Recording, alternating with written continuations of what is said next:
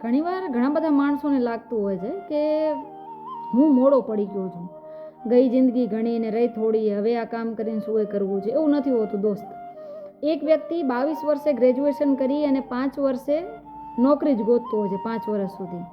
જ્યારે બીજો વ્યક્તિ 22 વર્ષે ગ્રેજ્યુએશન કરી અને 30મા વર્ષે કંપની ઊભી કરી લેતો હોય છે. કોઈ માટે સૂર્ય સવારે 6 વાગે ઉગી જતો હોય છે, તો કોઈ માટે 10 વાગે ઉગતો હોય છે.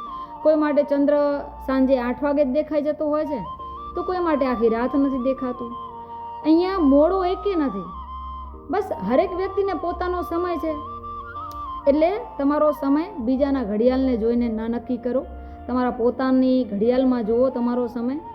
અને તમારી એબિલિટી અલગ છે, તમારા અનુભવો અલગ છે, અને તમારી ચાલવાની અને દોડવાની સ્પીડ અલગ છે. બસ ઊભું નથી રહેવાનું, જિંદગીની અંદર સતત ચાલ્યા કરવાનું છે. બાકી સમય બધાનો આવે જ છે. આ કહેવું એટલા માટે જરૂરી છે કે આજે કોમ્પિટિશન એટલું બધું વધી ગયું છે. માણસ એકબીજાનું કોમ્પિટિશન કરીને ક્યાંક ને ક્યાંક પોતે ડિપ્રેશનનો શિકાર બનતો જાય છે.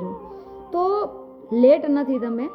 બસ તમારી ચાલવાની સ્પીડ થોડી ધીમી હોઈ શકે, બાકી ઓન ટાઈમ જ છો. ચાલ્યા કરો, સમય જરૂર આવશે.